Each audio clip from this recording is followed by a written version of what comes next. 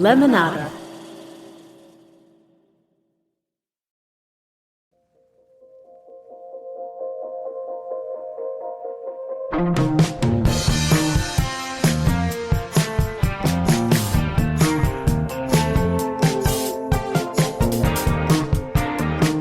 Welcome to Worth It from the Minnesota Star Tribune. I'm Nicole Norfleet.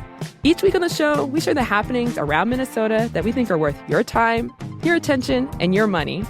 Today on the show, we'll dig into Farm Aid, the day-long concert that benefits family farms. Is happening in Minnesota this weekend. We found out how much it really helps farmers. Plus, more employers are requiring people to return to the office. And that means more mothers are saying, I quit. We'll find out what they're doing instead. And some bears at the Minnesota Zoo are getting a treat straight from a lake in Edina. We'll get the story behind their special snack. But before I get to that, this week is my 9th wedding anniversary. I made the best decision of my life 9 years ago at the Old Hams Brewery, now St. Paul Brewing. I married my wife, Liz. One of my favorite memories from that day, which I feel like goes really fast, it was a blur, was the fact that we had both of our dads walk us down the aisle, and we had a friend sing a song for us as we're doing it, and then we also had a daughter-father dance, and we switched off. So then I would dance with her father, and she would dance with mine, and I just remember my dad crying and everybody just getting really emotional during that dance part. I mean, that was my first gay wedding was my own wedding. I'd never seen one before. So I think we're going to go and celebrate tonight with a beer at Hams. Anyway, happy anniversary, Bae. I love you. All right, let's get into it. The Farm Aid concert is happening in Minneapolis this weekend. It's the 40th annual concert to benefit small family farmers. It was started by Willie Nelson and John Mellencamp. It's been going on longer than I've been alive. Our business reporter, Brooks Johnson, wanted to know how it helps family farmers. He's here with me now. Hey, Brooks. Hey, how's it going? The concert is at Huntington Bank Stadium at the University of Minnesota, but I hear that it almost didn't go on because of a strike. Can you tell us about that? Yeah, Farm Aid reached out to me, actually, and said, hey, we're going to stand in solidarity with the striking workers. These are Teamsters. They represent about 1,600 janitorial, maintenance, other folks who work on all the University of Minnesota campuses. And so that was about 9 days before the concert's supposed to happen. And Willie Nelson was like, nah, man, I'm not crossing that picket line. He did. And Willie Nelson got involved, too. He reached out to Governor Tim Walz to say, we need to figure something out. Maybe you can put a little pressure where it needs to go. But whatever happened, whatever that conversation led to, the strike was resolved. Yeah, what Willie Nelson wants, Willie Nelson gets. Yes. Clearly, that's what happened. That's the narrative here. So by Saturday morning, it was all clear. So with a week to go, they were able to start building the stage and get going. So, whew. Close one. So I know this is the first time it's happened here in Minnesota, but what got you interested in Farm Aid to begin with? Yeah, well, I'm sort of the farm and food reporter. I cover, food industry, agribusiness, increasingly agriculture itself. And I'm just looking at this timing of Farm Aid was born in the farm crisis of the 80s. Farmers are in crisis again. So let's capture that moment. When you say farm crisis of the 80s, what does that mean? Yeah, so wind back to 1985 when Farm Aid was founded, when the first concert was held in Illinois in 1985. Farmers are going bankrupt. They're getting foreclosed on. What happened is at the end of the 70s, they were taking out big loans because their land prices were going up. Their commodity prices were great. They're selling their crops for a lot of money. Times were good.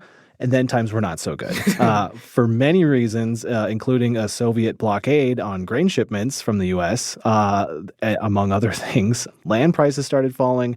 Commodity prices started falling. Banks wanted their money back. Farmers couldn't pay.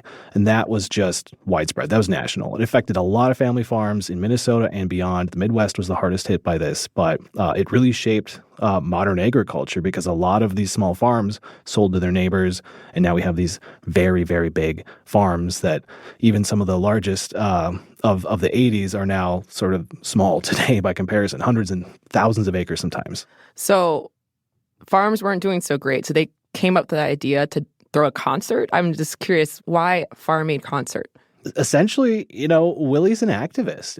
Willie Nelson wanted to do something, and they thought, let's throw a fundraiser, right? So this concert this weekend, every Farm Aid concert that has happened, it's not people like going to a concert and going home like regular. It's fundraiser. Like all the proceeds, the artists don't get paid. All the proceeds are going to Farm Aid, which then redirects it to, well, we could talk about that.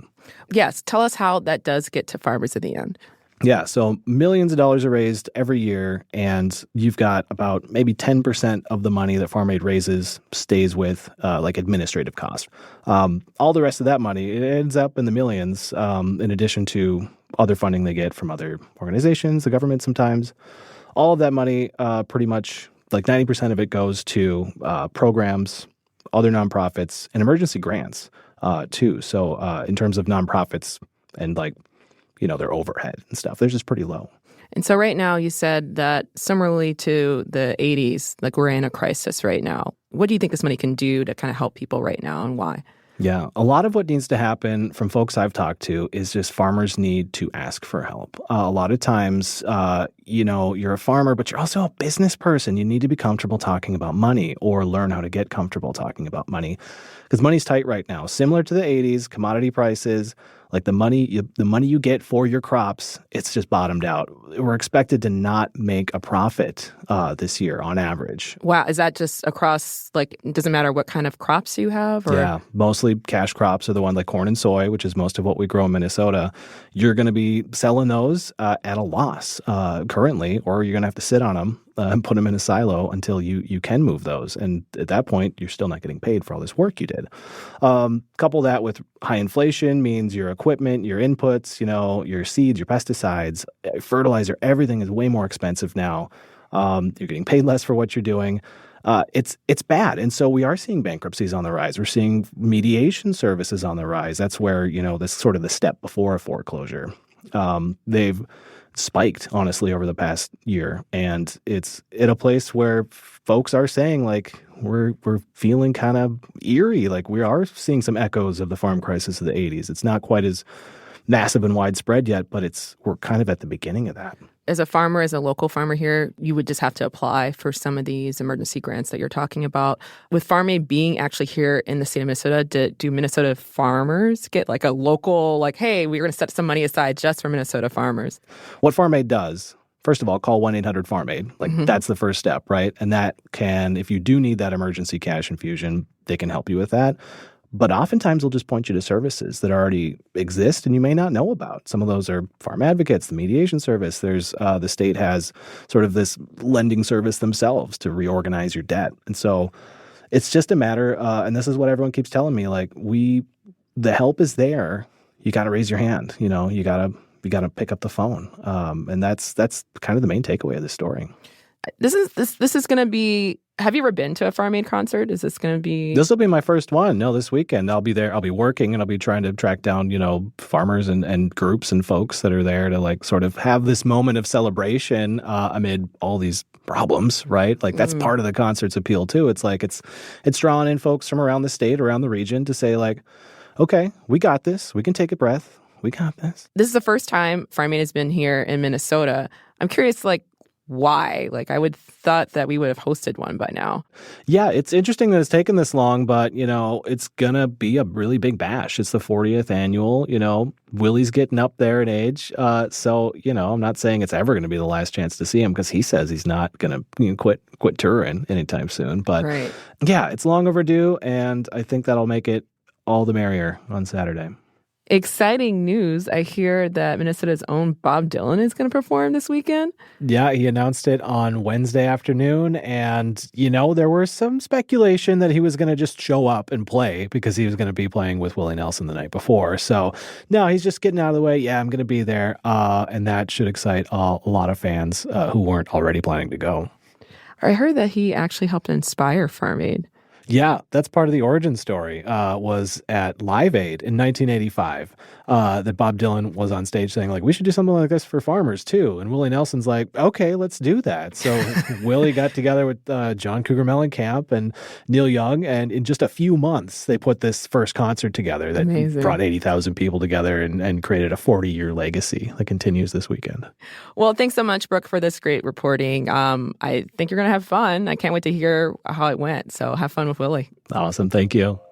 We'll take a quick break, but hang around because next up, we're tracking a trend among mothers in the workforce.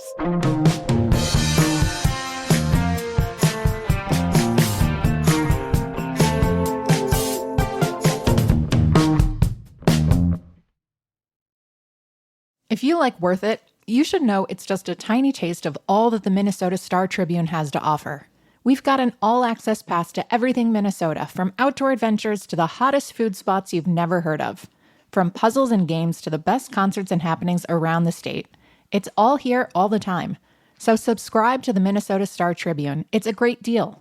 Go to startribune.com/worthit to subscribe. That's worth it to subscribe, all one word. This is an ad by BetterHelp. We've all had that epic rideshare experience. Halfway through the trip, you know their heartbreak, their career path, and they know your aspirations to go find yourself in Portugal. It's human. We're all looking for connection, for someone to listen.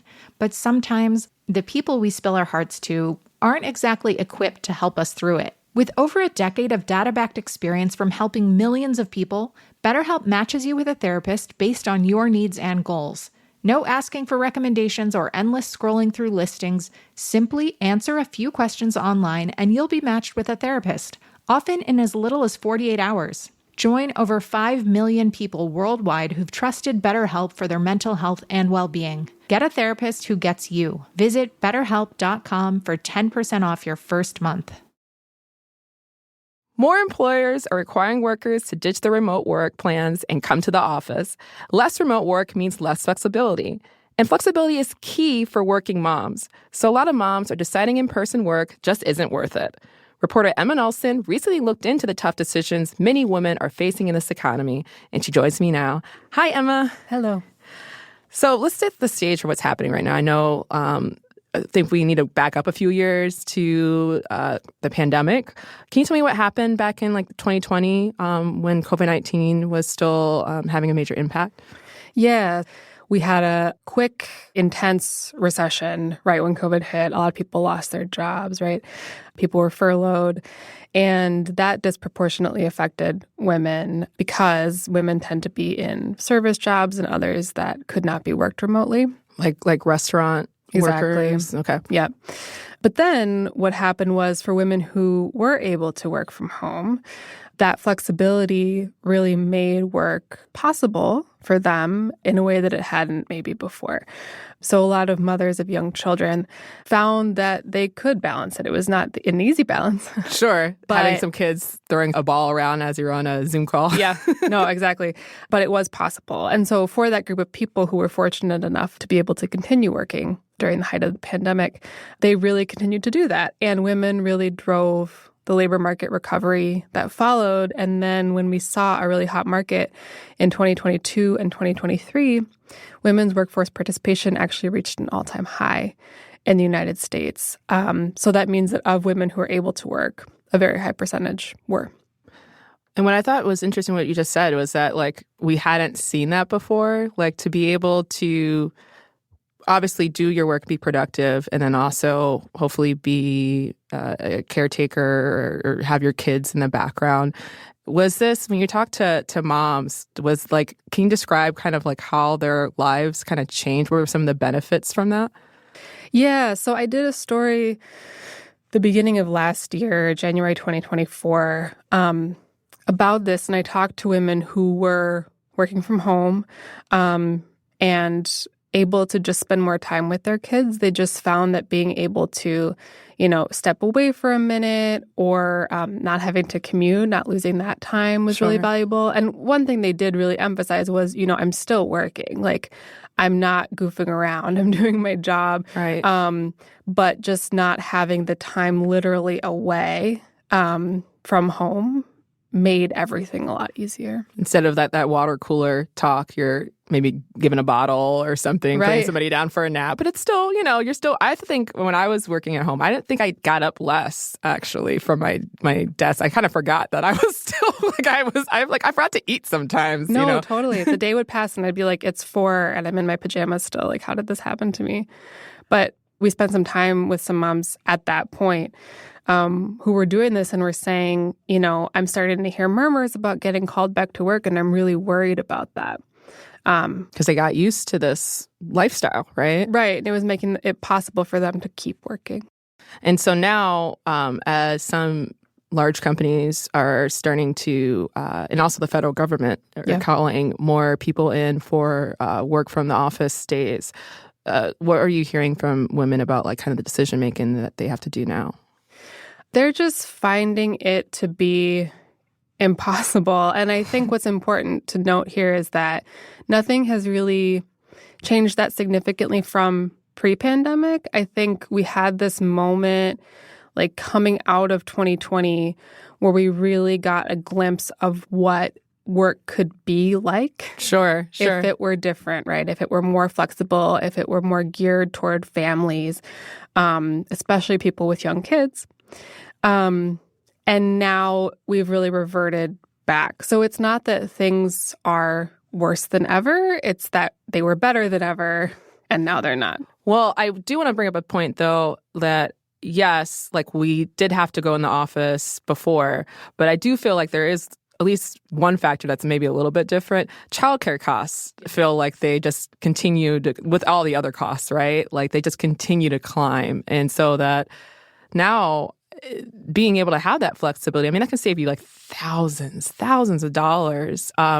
Did any of the moms you talked to talk about just the childcare costs being the contributing factor as to why they stayed at home or just thinking of staying at home? Yeah, definitely. And actually, one woman I talked to, this was interesting. She is a nurse, and she had chosen that job because it's flexible. And she told me that she and her colleagues have often felt really left out of this whole return to office conversation because they were never. They had to go then, right? Yeah, through COVID, as we all know, and so she's like, that was just never really my reality. But she was, hopeful she'd be able to keep working. She loves her work. And then when her oldest went to kindergarten, they were like, okay, we made it. We don't have 3 kids in childcare anymore. We made it past the, Yeah, we just had to power through to this point. And then she realized that the cost was a little less, but the logistics were so much harder. Her kids all had different pickup and drop-off times. They had different calendars. Activities. Yeah. Things that daycare, after school, games and stuff like that. Totally. And none of that aligned with her work schedule, right? And so she realized that it just wasn't going to work right now. And she still picks up the occasional shift. But that was sort of a key takeaway from everyone, just the magnitude of so many different things. It's work, but it's also, yes, the childcare costs, the childcare logistics, the availability, just the reality of trying to raise people and do all these other things in a system that's not really Which is a designed job for in it. and of itself. I'm just going to, stay-at-home mom should get a paycheck from somebody. I don't know who, but someone should be writing a paycheck for that because that's the job. Yeah, no, and that's an interesting, Neil Kashkari, the Minneapolis Fed president, ended up bringing this up at an event I had covered the previous week before I wrote this story and said essentially that, these folks aren't counted as employed in the numbers, but they are working. And if you were to find someone else to take care of your kids, that would cost a certain amount of money, right? Sure. So there's this gap between the labor that's being done, who's doing it, and who's counted. There was a powerful line from your story that I thought summed up everything really nicely. Return to office policies are forcing many to make tough decisions about whether working while raising a family is worth it. God, I had to do that. Or even possible, which I thought was really reflective of everything. Back in January 2024, you predicted that many women would leave the workforce once there were more stringent return to work policies. Is that what we're seeing right now? It is. There's a researcher at the University of Kansas, Misty Hagenes, who crunched the numbers. She looked at employment numbers, but sliced it to specifically look at mothers of young children under 5. And she did find a huge drop in women's employment in that group. In the first 6 months of the year, we saw the biggest drop we've seen in about 40 years. When you talk to women, obviously we're talking a lot about women that have young kids, right? And so hopefully, after they're in kindergarten, it becomes easier and maybe they can return to the workforce. Did they talk about wanting to return to work? What were some of the kind of pros and cons as they're weighing like the future? Yeah, everyone I talked to, and given, this was a small sample size, but they all expressed that they want to go back. They just don't know when or how exactly. And all were very keenly aware of what the gap in their resume is going to mean for their career, trying to sort of fill that with volunteering and other things to show kind of how they're using work-related skills during this time. But it is really tricky, right? Because they are working, they are problem solving every single day, but it's hard to explain how that relates. Talk to my boss, and my boss is my boss is great. Yeah, he wants his broccoli at a certain time. Yeah, no, they can be tough managers. Yeah, toddlers. Yeah, and it's a 24/7 job, right? But yeah, no, they all were really aware of that, especially because work is changing so rapidly now. Like AI is sort of the specter we're all talking about, right? But that's very real, how much that's going to shift what jobs even look like in a few years. So what do we need, Emma? This is our chance to tell them what we need. What do we need in order to be able to manage all of this? What do women need to be able to stay in the workforce and still manage maybe their family? That's a really hard question. I mean, childcare is an obvious answer. And, there is a lot of conversation around how to make childcare affordable. And it really is through government subsidy or some kind of subsidy. I mean, the private sector can also step in. But there are models, of course, around the world for government subsidized childcare.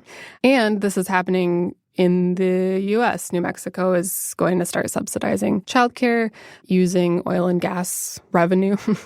And that's going to make it affordable for people in that state, hopefully, or that's the idea.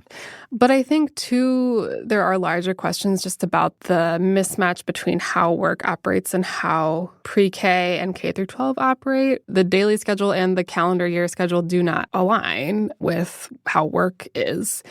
And so at a certain point, it's like even if your kids are in like 5th grade and they're going to school for free, like you still have these challenges. And a lot of times it falls on the mom.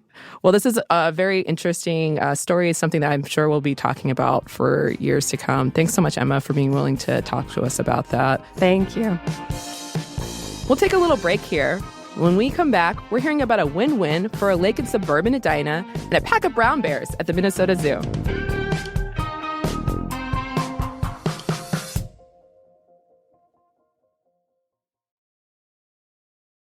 Here's a PSA for you. Do not dump your unwanted goldfish in the lake. Maybe you won one in a long plastic baggie at a county fair and think that it'll be much better off living in a lake versus a small, sad little fishbowl in your house. Don't do it. Just don't do it. Here to explain more is intern Sophia Burnett. Thank you. Thanks for having me. So, Sophia, tell me what's going on with goldfish in Lake Cornelia in Edina. Yeah, so goldfish are swarming the lake. They're they're in high numbers. They're an invasive species, so they're not good for the lake. And there are also carp, where there are other invasive species, and both of them do this thing called rooting, which is where they take their nose and they're at the bottom of the lake and they're sort of brushing around down there and they're trying to stir things up and look for food. And so what that does is it releases an excess amount of phosphorus into the lake, and that's bad because then algae grows with more phosphorus, and it's not good for recreational use. It makes the lake polluted and just generally causes a lot of problems for native fish. And so over in Edina, they're trying to solve the problem by getting rid of the goldfish. I didn't realize goldfish were invasive. They're invasive. We do not want them in lakes. So anytime, you have Goldie that maybe you want to set free, you should not put that in any kind of body of water, right? Yeah, no, do not set him free. He will not swim through the pipes and into the ocean. He will end up in Lake Cornelia.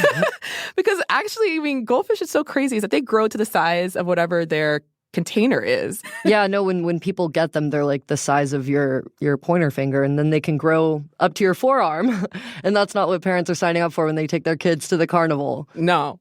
So how many fish are we talking about in Lake Cornelia? Like, what's like a lot of fish? Yeah, well, in 2023, crews pulled around 50,000 goldfish. And it actually weighed more than a ton altogether. Nuts. Yeah, from Lake Cornelia's 2 basins. And this year, the haul has actually dropped pretty dramatically. There were only 8,547, which is actually a really good thing. It means there are fewer goldfish. And so something really interesting is that the size of the goldfish is staying pretty much the same or getting bigger. And that's positive because it means that there aren't as many young baby goldfish. Got it. So there's less repopulation, which means they're actually doing a good job at getting the goldfish out because there aren't as many goldfish babies. And so we've already explained that, goldfish are invasive. How do you get them out when, of course, there's other fish in the lake? How do you separate the goldfish from the native fish?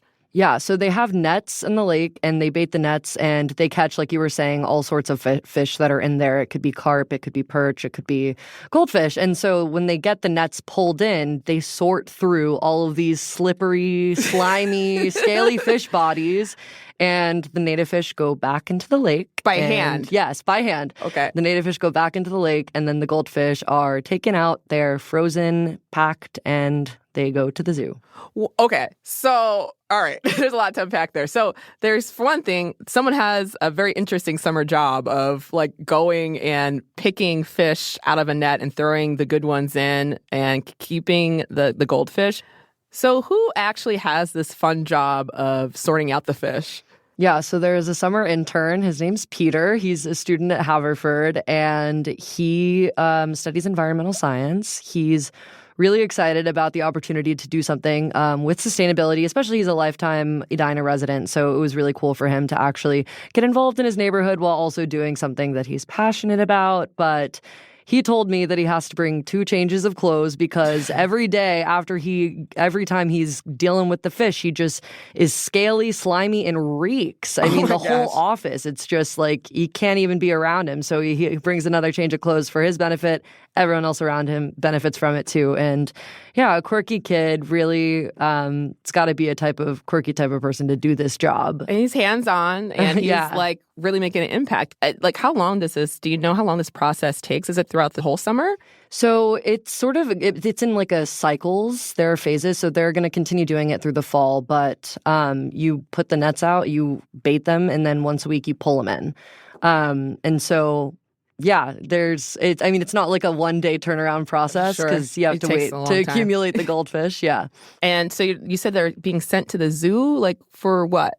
So they're going to the zoo to be food. They're on the menu for animals, not humans. I just want to clarify, there's no fried strips, goldfish strips, or anything like that. But they are on the menu for zoo animals like brown bears, and they tried with black bears. Black bears didn't like it. Black bears are vegetarian at the Minnesota Zoo. Did not realize they were that picky. Okay. Yeah, some of the animals are really picky. The tigers and the leopards hate them. They have no interest. The word for that is neophobic. They don't like new foods. They're kind of picky. Yeah.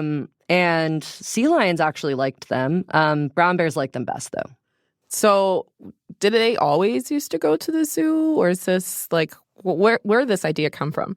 It is a new idea, and there was actually a partnership through a connection between Minnesota Green Corps alumni. There was an alumni who was involved with the Minnesota Green Corps, and the watershed was thinking about ways they could use the goldfish productively in a sustainable way. And so previously they were being used as compost. They were being buried. Sometimes they could be used for farmers to use as like fertilizer, but there was really no other use for the goldfish. So it was poor goldfish. Yeah, the poor goldfish were just really, living a short life in that lake and then just going off and to be buried in the soil. But now they're seeing, I guess, a second life in the zoo. Is this the only lake that has been doing this? Or are there other lakes that can maybe start to do the same process? So as of right now, it seems like this is the only lake with this process. However, it wouldn't surprise me if through this being a success, other lakes and other watershed conversations start happening like this, where people are thinking about how they can use the invasive species that they're removing sustainably. And that's really what this is about, is the sustainable use of the goldfish. The goldfish. Well, you know what? I will now know not to get my kid a goldfish, or if I'm going to get steer one, clear. Keep it in the bowl. Keep it in the bowl. Keep it in the bowl. Keep it in the bowl. Well, Sophia, thanks so much for telling me so much about that. And I hope, the brown bears enjoy their snack. Yeah, hopefully they will. It sounds tasty. So now it's time for the Minnesota Goodbye. I'm handling this one on my own because I have a little bit of news to share with you. This is our last episode of Worth It. We're doing a lot of experimentation here at the Star Tribune and figuring out how we want to do audio. And I'm excited for you guys to hear what we come up with next. But I just really want to thank you for listening to us and for being here as I am trying something new myself. It's been really fun being able to talk to you about different stories and happenings that are going on throughout the state. And it's been worth it to me to be able to share some of our great stories here at the Star Tribune. It's not the last you're going to hear from me. You can always feel free to hit me up on X or TikTok or send me an email. I'm up late because I'm the night editor. Anyway, we just want to say thank you and hope to talk to you soon. Bye.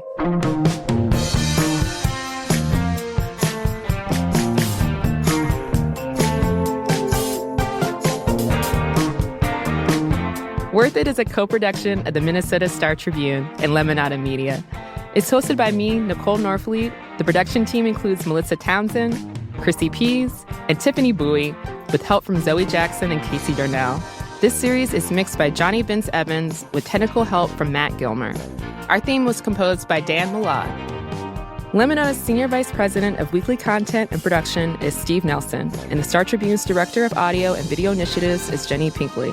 Executive producers are Stephanie Whittles-Wax and Jessica Cordova-Kramer. Help others find our show by leaving us a rating and writing a review.